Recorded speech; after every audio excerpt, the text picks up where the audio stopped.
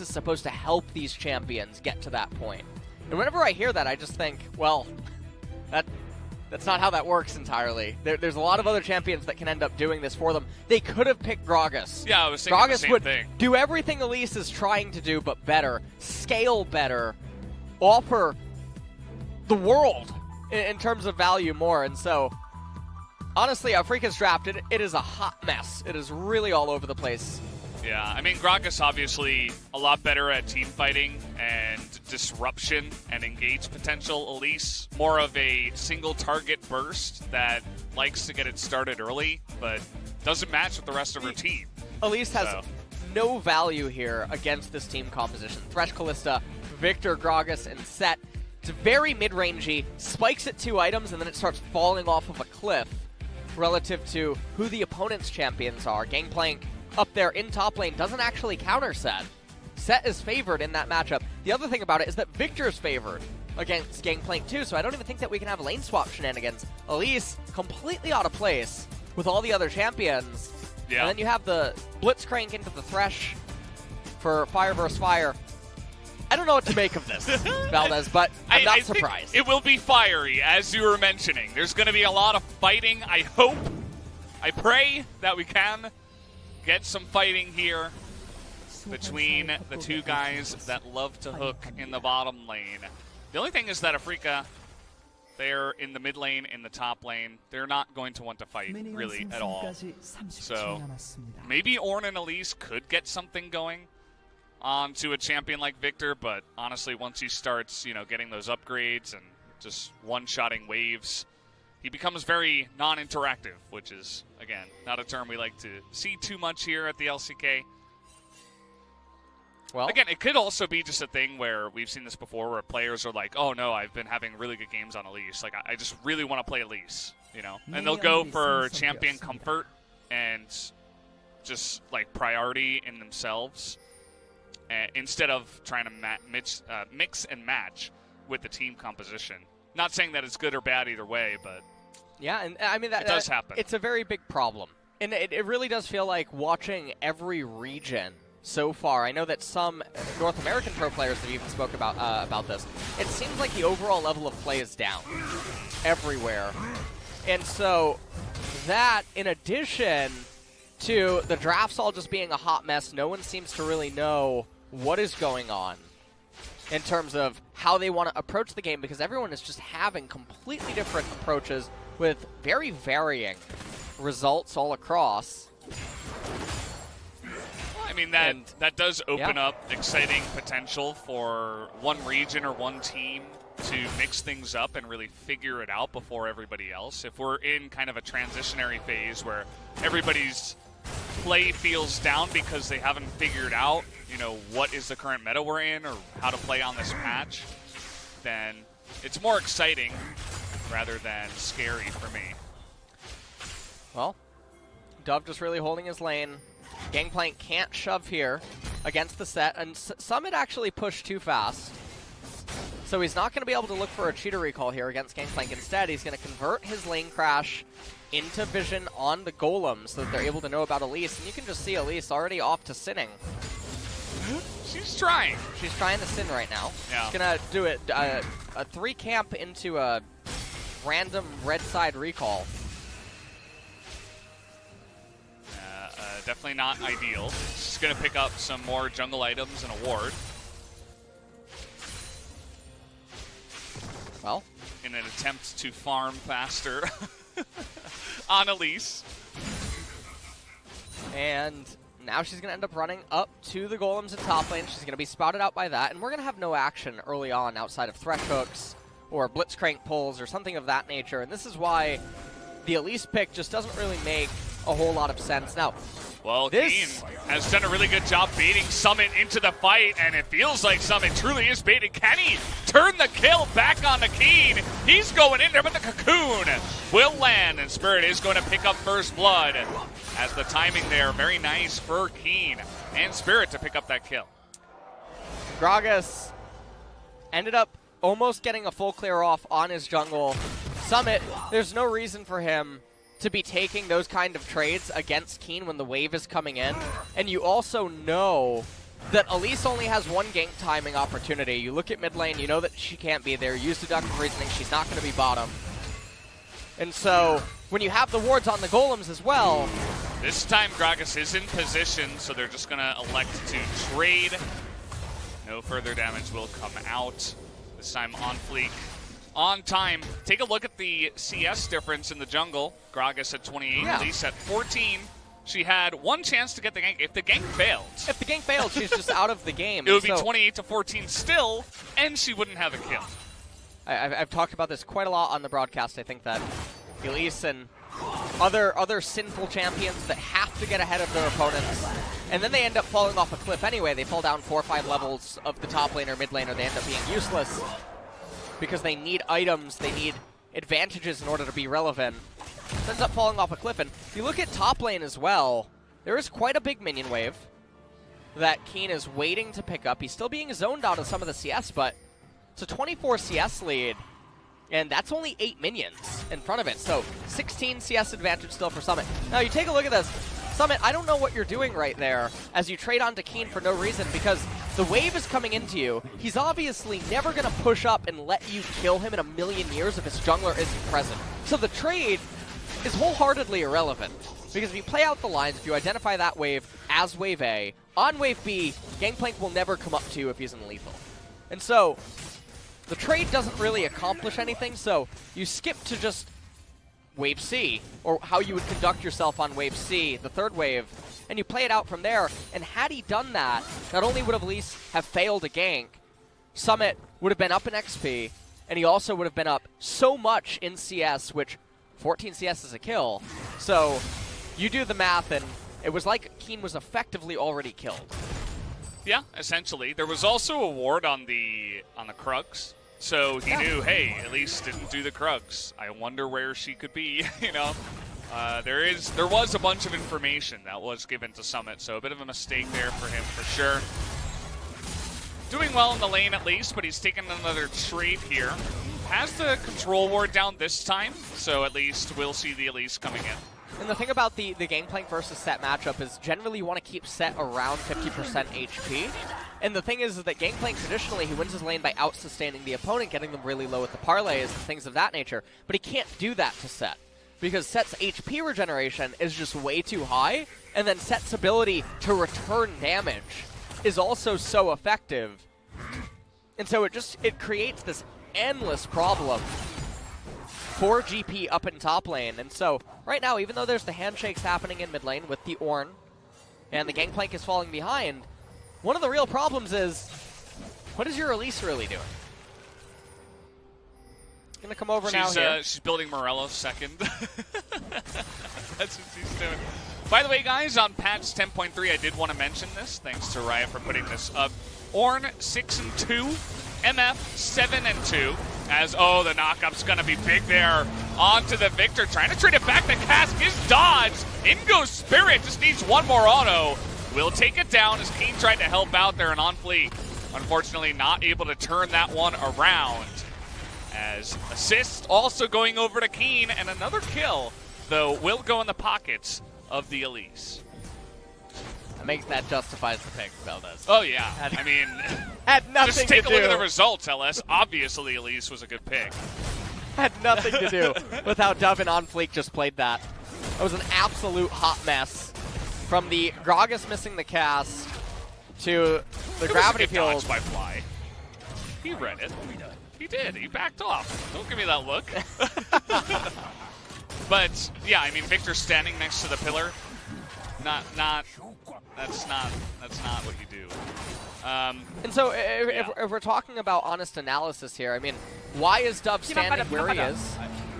And you can see OnFleek just throws it out, uses the E, throws the Q very early, and so Spirit ends up living there, but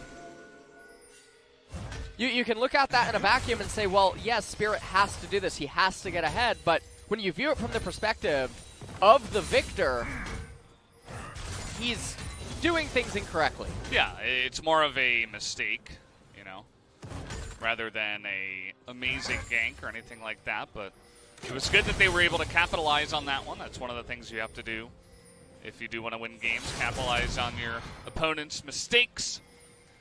As with an early game like this, things are certainly going well for Afreeca to start off. Yeah, they are. If they can get ahead in the early game and around 20, 25 minutes when the teams have 2 items, which is that power spike for Sandbox and they're ahead, even if Sandbox has that power spike, Afreeca from ahead could still potentially win fights, but they don't even have to take fights if they are ahead at that point. They get to sit back, try to scale up, delay the game, as we have seen so many times before.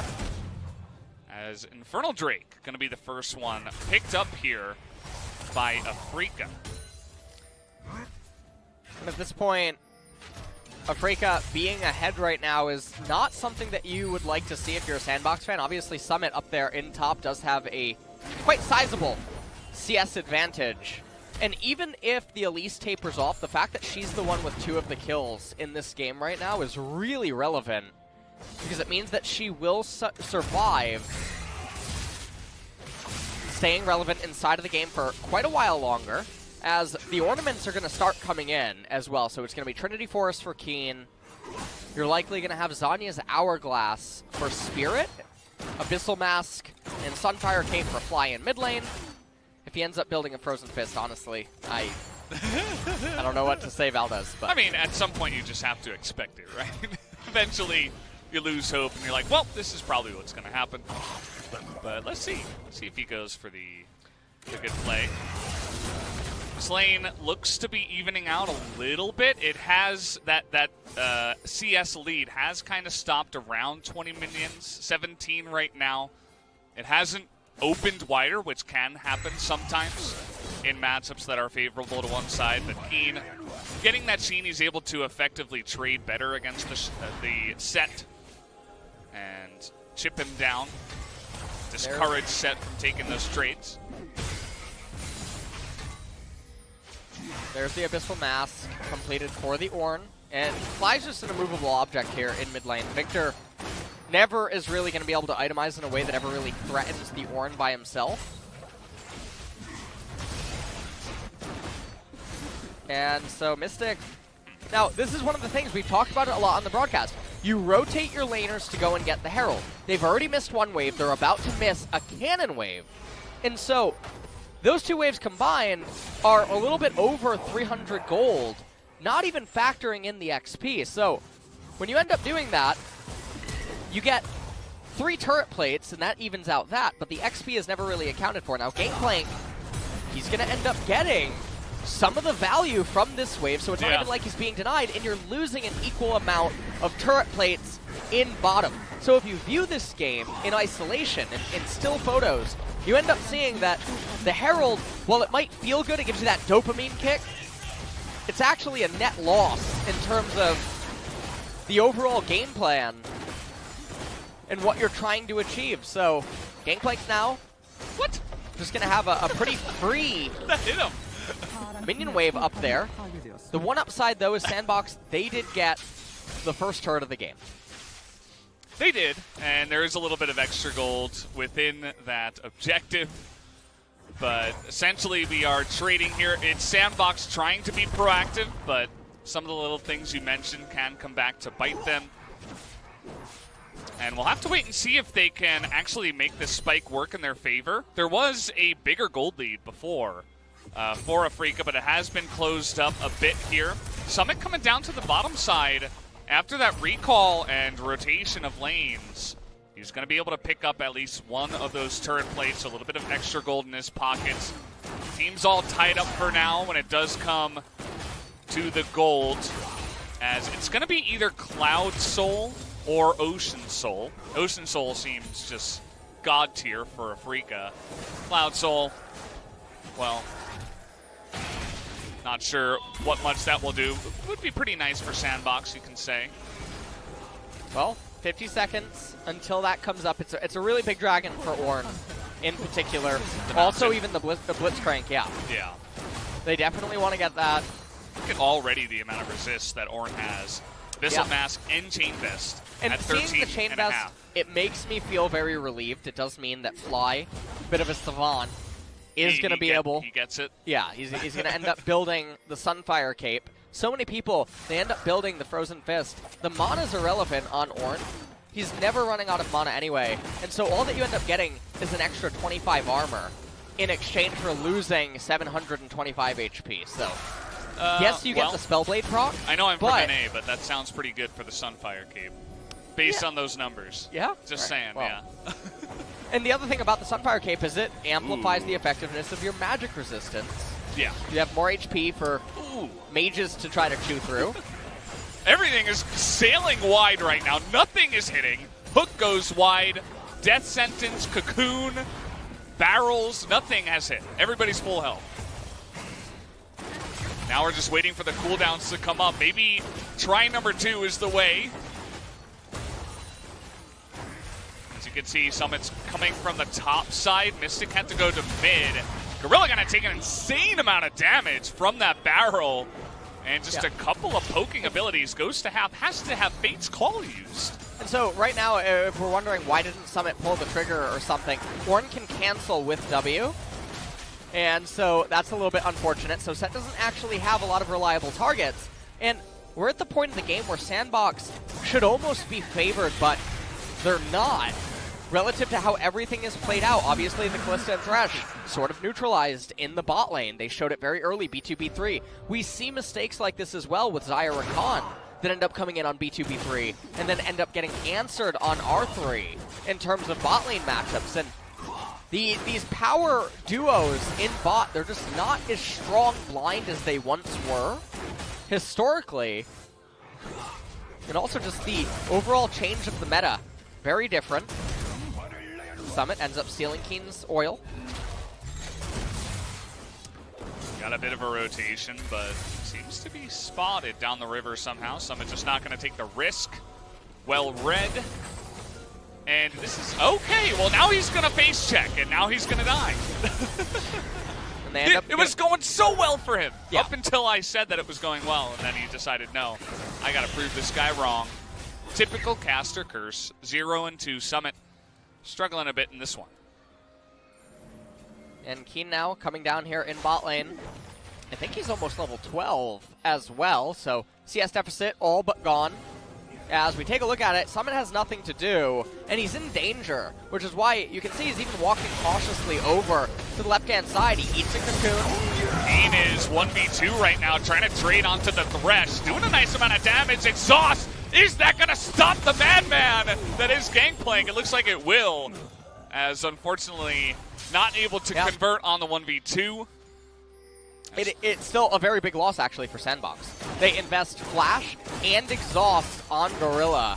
They end up also investing a lot of time just to bring Kiin down, who really actually good decision by Kiin, doesn't use his Flash.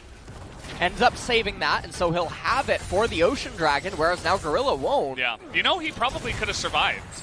Oh, he absolutely with can. Oranges and Flash? Yeah. But he just decides not to, so that's actually a really good read. This is a bit bizarre. So the replay is saying that he doesn't have Flash, but in live, I do believe that he had it. No, it came up too fast. I think that's like a replay. The replay thingy? Yeah. The replay bug? Where it doesn't correctly show the summoner sometimes. Like, because he had it when Sett was crashing, I believe. Yeah, the Flash was coming up like a ghost. But if he did have Flash, good decision. If he didn't have Flash, well, point is moot. Either way. You only kill Gangplank, you get the small boost of gold, but you're losing so much value around the next dragon, which ends up bringing the game to Soul Point, if Afreeca end up getting it. Oblivion Orb, picked up by Gragas, staring down all the magic resistance on the enemy team. Yeah, picking up Oblivion Orb into upgraded Abyssal Mask is one of the it seems to happen really often, actually. Afreeca has the Mountain Dragon, which means that they have a little bit of extra stats that they're normally not supposed to have, which is detracting from that magic penetration. And so the Oblivion Orb is just not really a very valuable item in this game at all. The only champion that it's going to have some value against is Mystic. Yes. And that's only if the game doesn't go long enough to where he ends up getting some sort of magic resistance to account for OnFleek and Dove. Yeah, I mean, he has heal. Maybe he can pick up QSS, eventual Mercurial Scimitar. just to handle even a Thresh hook will eventually come in, no doubt. And yeah, like I said, it's one of the more popular, common mistakes, I guess is a better word to say, as right before Summit died, I was going to mention that this is kind of the moment where we enter the lull state. It's been a while, and that moment on our screen with Kiin, that was a free spot. I just want to throw that out there. Yeah. We look at the map right now. Can Sandbox dive the mid-tier 1 turret if Gangplank's freezing top? No. Can they do anything bottom? Gangplank. No. Baron isn't even up, and even when it is, can Sandbox just magically do it? No. Ocean wasn't up for a minute and a half. Right. Ocean's not up for a minute and a half. Kiin could have denied this wave right now that Summit is walking up to. That could have just gone into the void. And so could the next wave, or Summit has to walk all the way up to unfreeze it, in which case Jelly can be there, Elise can be there, and you can just end up killing Summit, or demanding that OnFleek not be allowed to farm his own jungle and assist Summit in unlocking the freeze. So I had to drop the F word. I don't think I dropped that one yesterday on broadcast a little. It's good to get it in there every once in a while, you know. It's pretty refreshing to hear it.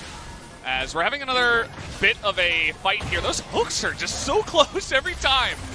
Jelly hasn't really been able to land a good one so far. Nice knock up here onto Sett. Summit gonna take that lantern to safety. Setting up a really nice formation here is Afreeca.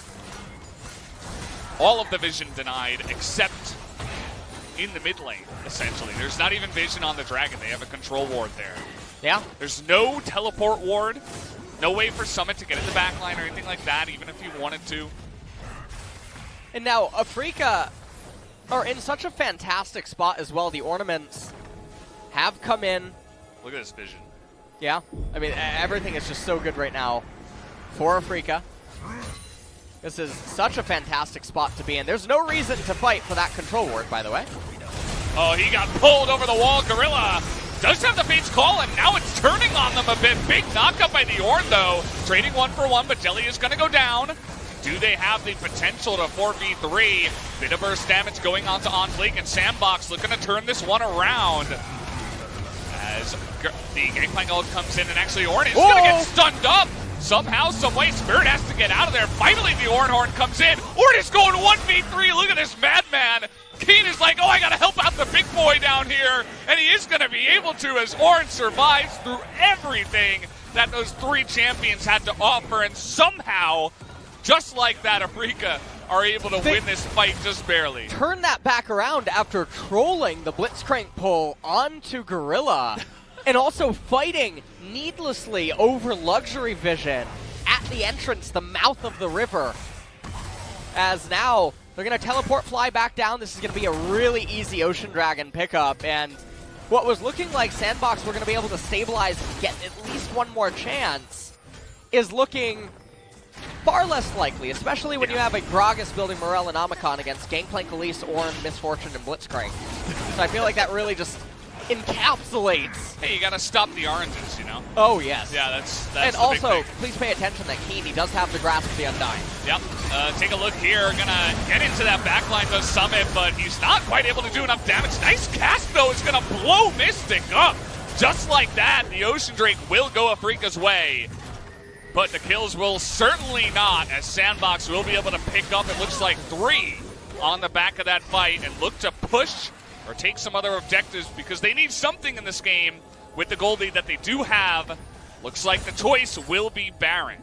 They're going to go over to the Baron now. Kiin and Fly both have their ultimates available, so Gangplank and Ornn definitely have the ability to start to stop this. Now Leo, fortunately for him, going to be able to pick up some of the fruits. Fly has Smite available, is also 2 levels higher than OnFleek. Sandbox knows about the Smite. Fly's waiting for it. Can he get in there? He's such a tanky boy, but no, it will go the way of the Kalista with all the Ren stacks up. Fly this time, 1v5. Can you do it? They can't seem to kill him. Finally, they will. Hook is going to come in. Afreeca really trying to force this one. Bullet time entirely wide. Does just about 0 damage. As at least they will pick up Summit, but the Baron will go the way of Sandbox. And Sandbox, they're going to keep themselves in this game with the Baron. The problem is that all of their lanes are in such an awful spot. Mystic is going to clear this wave out. Bottom lane is going to end up dissipating. Top lane is going to be fallen back to by Kiin and consumed as well. So at the end of this, their jungle is getting pillaged. They're losing all of their minion waves that is going to be necessary to push with. Let's take a look at this as Jelly, a cosmic force, just convinces him to pull Gorilla immediately. Afreeca's positioning is horrendous at the start of this. And OnFleek, as well as just Leo and Dove, able to eviscerate the front line as they start cutting back into the jungle. Sandbox looking really fine in this spot, even though Summit wasn't there. Spirit. Take a look at Daddy Ornn right here. Oh yeah, he calls him the Ornn Horn. He just had enough. It's like, let me show you something. He turns back around. Kiin was able to get back in. Spirit flashes over the wall, got the flash out of Dove as Kiin playing this very cautiously here. Fly went into the pit, summons the Ornn Horn, and ends up getting a really good knockup. OnFleek could have died if Kiin was in there, you know? Kiin's Gangplank ultimate could have definitely been positioned a little bit differently. Summit goes down at the end of this, but it's still Seoul point in 2.5 minutes. And Sandbox, their team composition is peaked. It's going to start going downhill from here. Fly's about to ding 14. That's going to be Molten Edge going over to Mystic. And so there's so many stats that aren't accounted for in the gold graph, as well as the base scaling. Gragas, he picked up the Morello, so... hey, I got something positive. Wait. We have a Trinity Force here for Summit on the set. Okay. You're always trying to look for the positives. You know, there's something, I just had to mention it, right? I had to take another photo for your Morello collection. The Morello Instagram. You just got to make you just got to make a real book that looks like Morello and fill it with pictures of people buying Morello. That is actually a fantastic idea. Yeah, there you go. Sell it. I'm definitely gonna do that. $59.99. I just Leandri salesman selling his Morello Nomicon. The Ornn item goes over to Mystic. Now, Mystic hasn't had the best game in terms of positioning. No. His bullet times have been not very good in terms of the times that he uses them. He does pick up a QSS, as I was mentioning, would be the third item. So is going to have a bit more survivability. He also needs Jelly not to pull a Thresh on top of him. That would also help. I want to point out the dichotomy of man here as Viktor builds the Void Staff. As Gragas Chad Viktor, man. builds the Morello. And now Afreeca, they're just posturing, waiting for the Ocean Soul to end up coming up. Do you even have to force a fight here? Like, wouldn't they be better to just wait 5 minutes and say, oh, we have scaled even more beyond what you have? You know what the really funny thing as well, like we're talking about Morello, we're talking about Void Staff and stuff. So many people will often say that it's an opinion or it's a perspective. Math isn't an opinion. Yeah, just like science is not an opinion. Don't care about your feelings. Yeah. Nor is the practicality of how reliable said Grievous Wounds can end up being on certain champions, or how likely it is that champions that build Leandries are likely going to apply it several times before a teamfight even ends up bursting out. And I'm talking about Gragas casts and barrels. Well, take a look at the posturing here for the Ocean Drake. You can see Afreeca being very passive, waiting for their moment. In goes the Gragas ultimate, but Sett is just in the backline alone. Gragas is going to be able to pick up that Ocean. But how about the lives of Sandbox? The Ornn Horn finally comes in, but it doesn't get much value as Sandbox are running away exquisitely. Doesn't look like Dove is going to be able to survive, but a couple of kills to deny that Ocean Soul. I'd say that's worth it at the end of the day in a vacuum on that fight, but still the time is ticking here. Sandbox will have to see if they can have a magical fight sooner rather than later, to try to win this one. And we'll take a look at this. So Afreeca being very cautious to start. Oh, I guess Mystic might just... Oh, they're not going to check there. In goes Gorilla, though. He's going to check there, but Mystic will survive for now. And a dodge on the cast, on that barrel, rather, as Ornn is going to get hooked, but he wanted to get hooked. He wanted to get in there. Exhaust gonna come up, though, as Leo's doing a great job of kiting this. Jelly and Mystic are out of this and not able to help at all. as Leo on that Kalista gets the room she needs to tear them down one by one. And so at this point, Leo is putting on a phenomenal performance here, but you have to wonder what Kiin was just doing, teleporting in like that. And Mystic, as you pointed out earlier on, definitely having a very off game. And we do have to wonder, maybe it is something to do with the hair color, you know? Yeah, he's powered down from Super Saiyan God. Yeah, he's cooling off now. Yeah. He's going into the gray. He's gone into Master Roshi territory. Yeah. As Elise also picks up the Fabled book. Nice, nice. In we go now. They are doing the Baron as some vision has to get in there. Fly with no smite this time around. Spirit, no flash. As a lot of damage does come down onto OnFleek, but the Ren alongside Gragas is going to get them in there. They will take down Gragas, it looks like. He's going to go over the wall, though. Take a look at Leo going 1v2, but the hook is going to be there. And finally, it looks like 750 gold did go down onto Mystic as he gets the shutdown, but another Baron over to the side of Sandbox. So Sandbox are really managing to keep themselves relevant in this game. And it's honestly so surprising because normally when they fall behind or when things aren't going their way, things do start destabilizing for them and they tend to fall apart really quickly. But here, just take a look at Kiin. He spawns into this fight with about 45% HP. Just ends up getting completely cut down by Leo. Fly having to flash there away from the Haymaker. And he just gets exhausted immediately as the exhaust, an interesting pick into the team of Afreeca, but it seems to be quite useful so far in a couple of instances up against the Gangplank.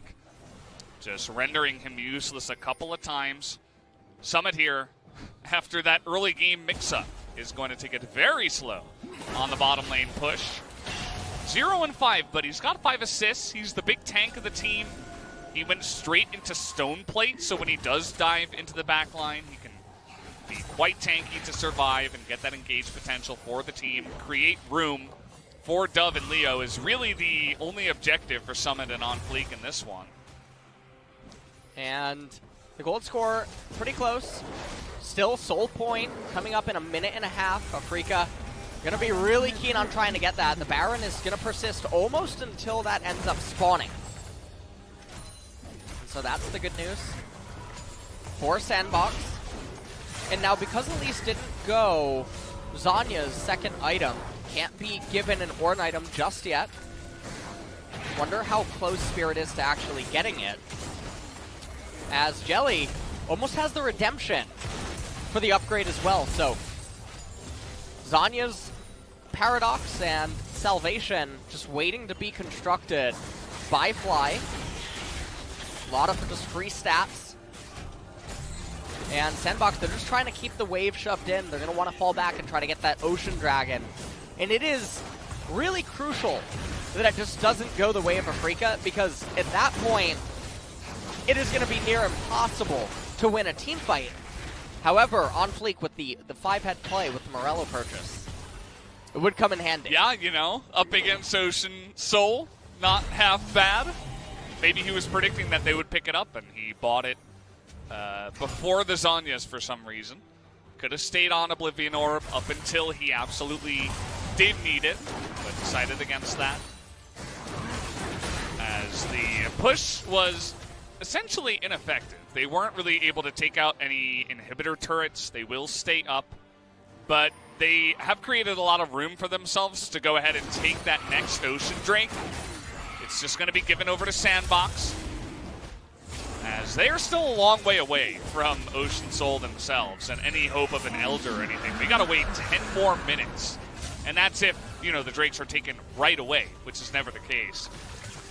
So we could be looking at 45 minutes by the time they even get a chance to pick up that buff. And this game is really turning into a very awkward kind of lull state where it's just constant Baron dances into pushing lanes, but not really much that can be achieved. Sterix almost going to be completed for Summit soon. I think that Dove is really close to Rabadon's death cap. As, yeah, you heard that, Wolf? Yeah, that was a little, the Wolf I didn't know Warwick was in the game. Yeah, but howling. He's like, please pick me, it's been so long. That's It really what I has say, been a too. while. Yeah. Now, how many There's 9 champions, right, that still have yet to be picked in competitive globally? Yeah. I think it's 9. I remember the list. It was like Amumu's one of them, right? Amumu, Teemo, Udyr. You know, Oh, man. there's a list of those sad boys down at the bottom. But I'm actually curious what ones are actually viable that just haven't been picked yet. And Oh. so, it's a little sad. That doesn't end up happening. Okay, well, all of the solo laners are 17, 16. Yeah. The junglers, OnFleek actually doing a pretty good job. A lot of that is obviously from both of the Barons that ended up being picked up. He's level 15. Elise sitting down there at 13. She's been there for a while. You know, she had that great early game. Yeah. And then, for some reason, now I can't quite put my finger on it, but for some reason, after, you know, at about 25, 30 minutes, she Sooner stopped than that. doing anything. Yeah. That was What is the reason behind that? not totally sure. I don't really get it. I mean, she scaled up with the Morellos and everything. Like, God, it just doesn't make any sense. Seriously, in the last, like, 2-3 fights, she's been cocooning, missing. And then, Yeah, like, and then oh, she I hope can't- someone else engages or Yeah. they attack me so I can attack them. Otherwise, I'm just going to kind of chill. And that's exactly all she's been doing here. Well, let's see what ends up happening. Right now, we are in the K-Ram. Baron, It's honestly a rite of passage here. it's just like a normal thing in 2020 now. It is. Happens like every game. It used to be a not so common occurrence, but nowadays it's pretty common. We do have the Baron up. Ocean Drake in 2 minutes. And Spirit. Oh, here we go. They say Gragas, you're out of position. Maybe we can catch someone here, Summit, in a bit of trouble. He is going to be just burst down out of nowhere along the wall. Says, witness me, Ornn. And certainly they did. Takes him down just like that. Doesn't matter if he had stone plate or anything. He might have just been CC'd the entire time. Yeah. Goes down here. Dub's got to be careful. He tries to burst Kiin, and he nearly does, but nearly dies himself on the backside. As he actually died in the Chaos Storm. How did the GP not outrun that? That was insane, and now they're going head-to-head here. Fly going to be knocked into the wall. Spirit is going on a tour of the jungle right now, checking out the Raptor camp.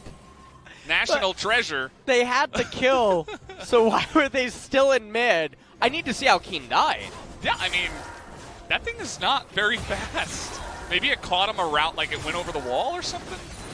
I don't know. Oh, man. Well, Hey, now she hit Sandbox are going to be the ones in control. Now, the cherry on top is if Sandbox goes for the Baron and just concedes Ocean Soul. That's the cherry. Well, What? they're going to get the hook here on the Blitzcrank, who is not really able to get that Aftershock down, but the Chaos Storm is in there again, takes out Jelly. Summit not able to do much on the backside. Mystic still alive here, trying to 1v5 right now. He's got Ornn creating some room, and here comes Kiin. Fly over the wall, and so many low members on the side of Sandbox, but they can't quite catch him. They are going to get dubbed, though. He is going to be burned down, and now Summit has to get away, and you can just feel the Gangplank finally is coming online. And so right now, Summit doesn't have teleport available. He's not even going to stick around. I guess there's no honey fruits that are available in close proximity. Afreeca, they're going to get the Baron. They're going to convert that into Soul Drake. Take a look at this team fight. Summit up in mid for no reason whatsoever. He didn't have time to use any items or anything. Yeah, CC'd 100-0. Nothing makes any sense. OnFleek misses the Gragas Q, and then Kiin walks back into mid. There's no minions or any reason to walk that way. Barrels Let's end take up a look coming- here. What? He can't see Oh, it. it's invisible. He can't see it. Oh, man. That is very surprising. That's a sneaky little Chaos Storm he got there. And right here, they walk up a little bit too far. Sett gets one of the kills and then immediately goes for Mystic instead of staying on to Fly. Yeah, and Mystic just makes him look silly. Yeah, so Mystic gets away, Fly comes in. And Leo. once Kiin TPs, it's all over for them. Yeah, and Dove can't even stop to hit the Honey Fruit right there. Mystic would end up getting onto him and killing him. And now Ocean Soul, I believe, also picked up for Afreeca. And I really think that's all she wrote. I just want to give credit, by the way, to Dove. I do see the Haunting Guys. Yeah. Which means that he was building Leandries, which you can get too. Yeah, in the store. They next sell time that you're in playing. the store. They do play. Yeah. How much is that? 3,100? No, actually, I think it's about that amount of gold. If you guys save up your gold, you might be able to take that down. Well, I think that we're just gonna get one more team fight, and the healing on Afreeca is just gonna be way too oppressive. Well, thankfully, Gragas has a Morellonomicon. Great item selection here by him. He knew that this moment was coming, much like Doctor Strange. Yeah. And he held 25 minutes ago. Yeah. It's very impressive. He held up his cask, and there's one chance. Well, Spirit is struggling to exist. Not going to get hit by that hook, at least. Dove is beginning to do some pretty insane damage.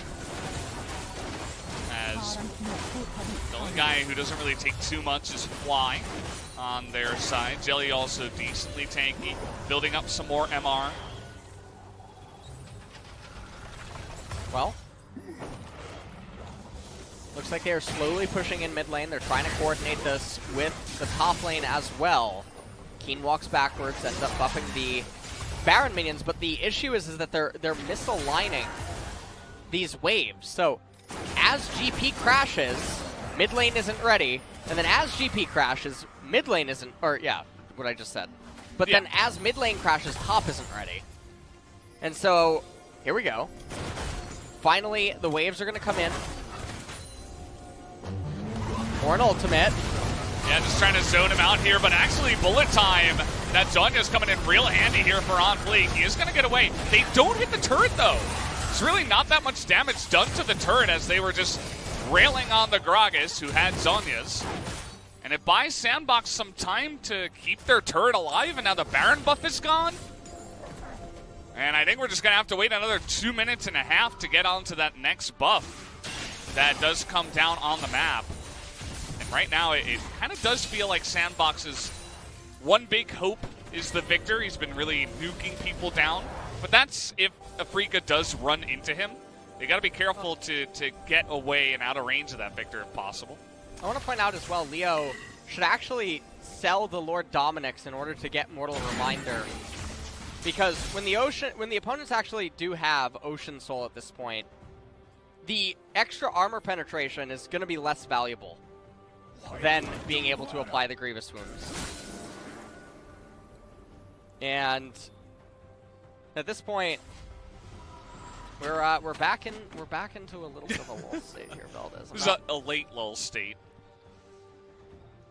We're in the later term of this game. And like I said, I mean, just kind of have to wait 2.5 minutes unless someone makes a mistake. The LCK teams are not one to group up as 5 and try to invade or catch the enemy off guard.